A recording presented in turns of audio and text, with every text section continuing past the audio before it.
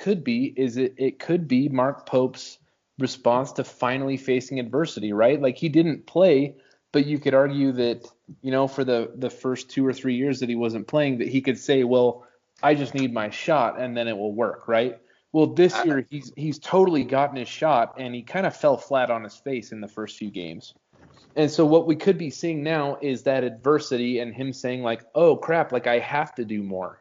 I actually have to know the plays. I have to put in the extra work after practice because my talent isn't going to get me there anymore. It might have gotten me a 5-star rating.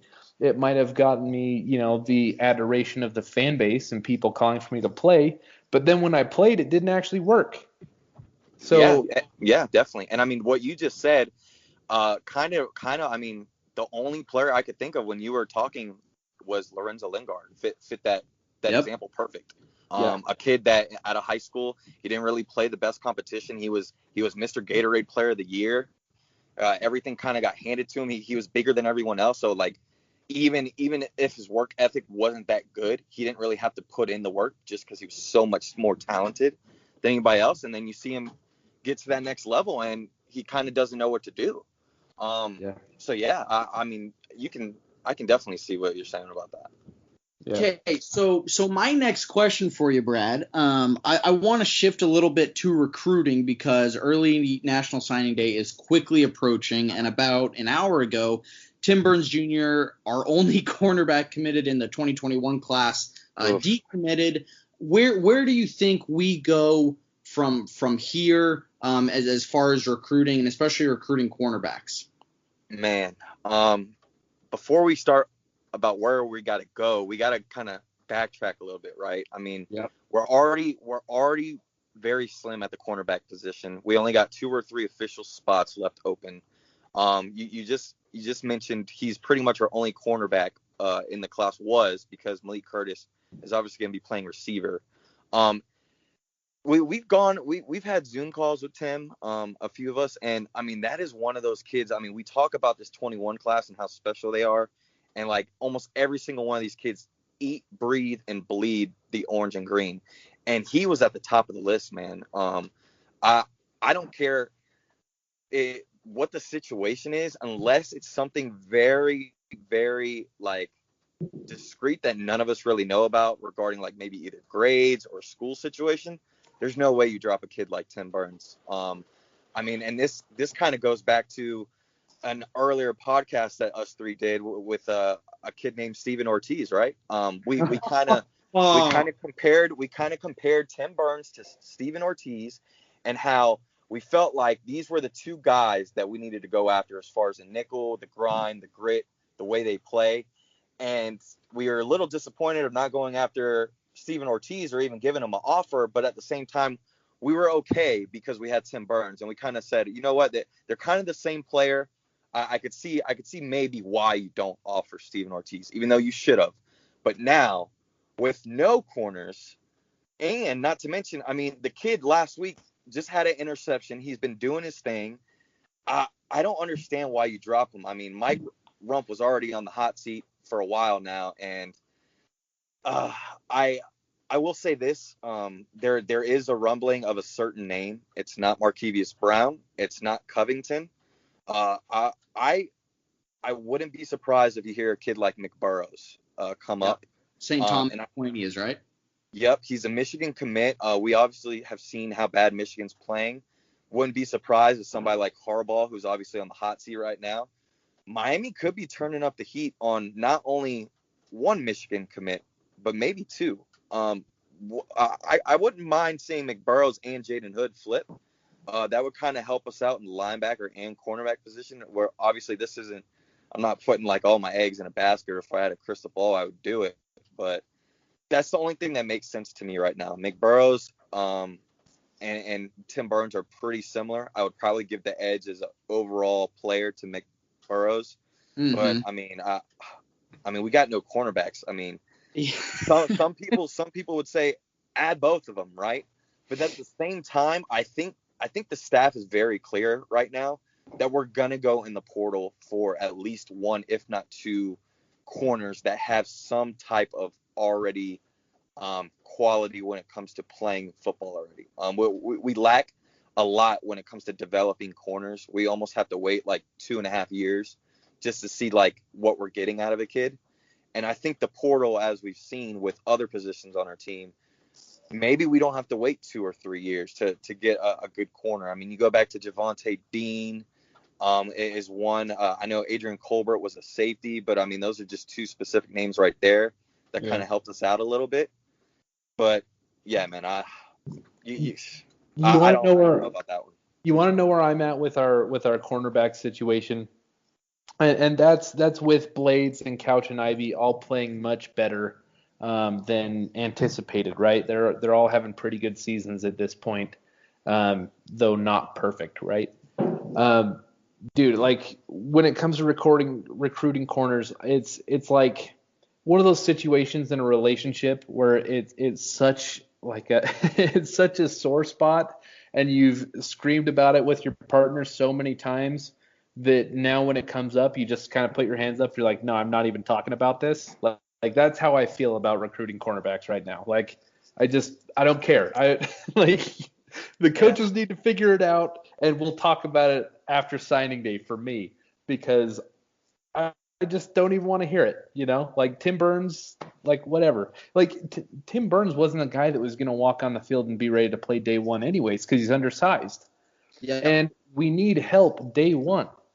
And so what I was hoping is that we'd keep Tim Burns and then get a guy that was bigger, like one of these 6'1" guys that is, 185 pounds that is ready to contribute as a freshman instead of having nobody.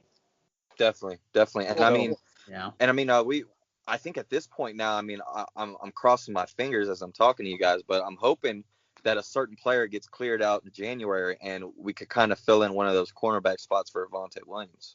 That would be great. Like, can't complain about that, right? He's incredibly talented. If he's willing to play corner and that's where we put him, like, I'll be happy.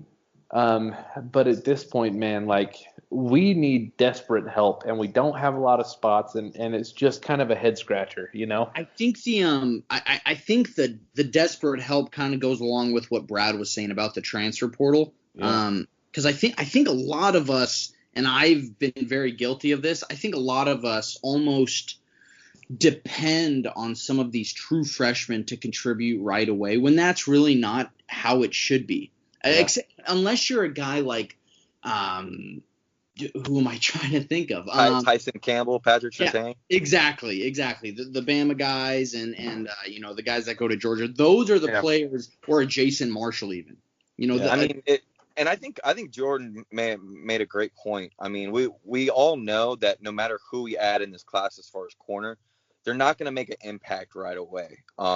And I'm hoping Al Blades stays, because if he leaves, now we're really slim at corner. But like you mentioned, I mean, Al Blades, DJ Ivy, and actually me personally, I think Corey Couch has been the best corner on our football team right now. So you got a kid in Couch. Was going to be similar to Tim Burns, a smaller guy who would only be playing nickel. But as we just saw last game, he played on the outside as well, and he held his own, just like he did his first game in college football against Florida last year. So I think we're in okay shape. It could be worse. We could be in this same situation and be maybe like 2-4, 2-5 right now. But we're 6-1. Hopefully the momentum of us keep winning could kind of help alter and get some of these other guys that we didn't think we could get. But at this point, I gotta agree with you guys, man. It's a head scratcher. I honestly don't know. The cornerback position and the linebacker position, those two in particular, have both been positions, in my opinion, that we just haven't developed, we haven't coached, and we haven't recruited well in quite a while.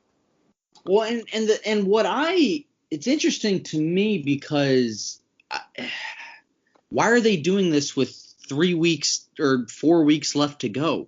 Like, it kind of sucks for Burns, one, because he has to go find another school now. But it also just puts us in a horrible situation because there's not a lot of guys out there. Brad, what did you think of?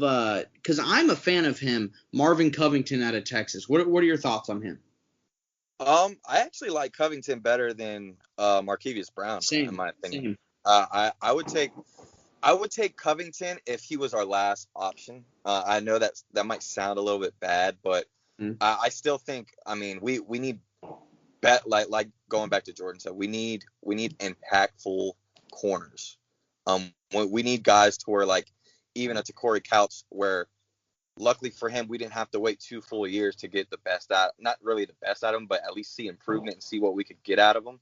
He's kind of progressed a lot quicker than I expected. So I'm hoping we could get a few more guys like that. But hey, man, it's a weird year for 2020, man. Anything could happen. Who knows? We might not even be having the same cornerback coach at the end of the year. Who knows? Yeah. Who knows, man? It's just, I don't know. It's frustrating. I worry about the number of bodies we have, especially, I mean, what happens if Al Blades leaves? And then, I mean, dude, say that happens, then as soon as the injury bug bites the team, like if, I mean, say Blades leaves and then next year there's a 2-game stretch where like Couch or Ivy or someone has a sprained ankle and they can't play. Then what are you doing? You're going to throw Dunson out there and just be like, hey, go for it, dude. Like, I know you've never really played much before, but go ahead. Like, yeah, I mean, man, this staff does a lot of things backwards, man. Like the whole, like, putting all your veteran wide receivers like on the hot seat halfway through the year, and then doing the whole or thing every single week in the depth chart, but yet you're saying it's an open competition for wide receivers, yet we still haven't seen any of the freshmen. I know some of it was due to COVID, but like, this is stuff that we shouldn't be doing halfway in the year. Like, at this point, we should already know who our best players are, who our money makers are. I mean, we still have veteran linebackers that a lot of us aren't confident in, but yet we can't be confident in the guys behind them because we haven't seen them enough. Yeah. And that's something that we shouldn't be having to think about halfway through a season already. And I mean, luckily, we're 6-1.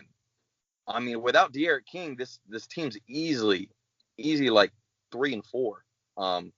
And Jordan, you mentioned it just a second ago, the injury bug. This is a team that every year we get cursed with that, and luckily we haven't yet. So that's another good thing, knock on wood. But I mean, there's a lot of stuff this staff does that's a little bit mind-boggling to me. But at the same time, there's a lot of stuff this staff does that I don't think a lot of other staffs would do. They kind of put all their eggs in a certain basket when it comes to things.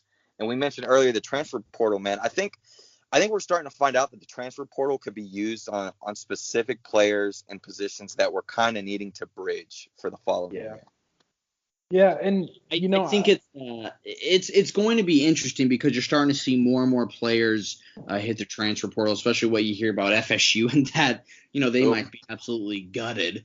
Dude, so sign me up for Asante Samuel right now. I was just about to say that. I mean, so you never know about transfer portal things, and a lot of people. I didn't mean to cut you off, but a lot of people, they dog on the transfer portal and say, oh, well, we have to develop these players. And while I agree with that, you also have to think about what the transfer portal has gotten us this year. I mean, are you going to tell me, like, a year ago, kids are probably saying the same thing, but sure enough, they're happy as hell with De'Aaron King, and so am I. So you can't really – don't dog on the transfer portal that much if it's getting you – if it's got us to 6-1 right now. I agree with you. Like, if we didn't have De'Aaron King, Jalen Phillips, Quincy Roche, Bubba Bolden, we're a 500 team this year, man. We really are. I don't care who the coaching staff is. We just don't have a lot of talent outside of those guys. Those guys are head and shoulders better than anyone else on the team. And that includes, Jose Borregales. And, I guess Lou Headley was a recruit, right? A JUCO recruit. So he wouldn't count there. But I mean, it goes both ways though, right? I mean, look at the following year. We did the same thing and got Tate Martell, and that didn't work out well. Yeah. I would kind of compare the transfer portal to like a gas station scratch off. Like you never know what you're gonna get till you scratch it, right? Yeah. And we had Tate Martell, and the same hype we were giving De'Aaron King, we were doing the same thing to Tate Martell. We thought, oh hell yeah, we were. Everything that De'Aaron King is doing is what we thought Tate Martell was gonna do, and it just didn't. It didn't work. But what did we do? We didn't stop. We didn't give up. We tried it again, and look what happened. Look at same thing with Georgia. Georgia tried it a couple times.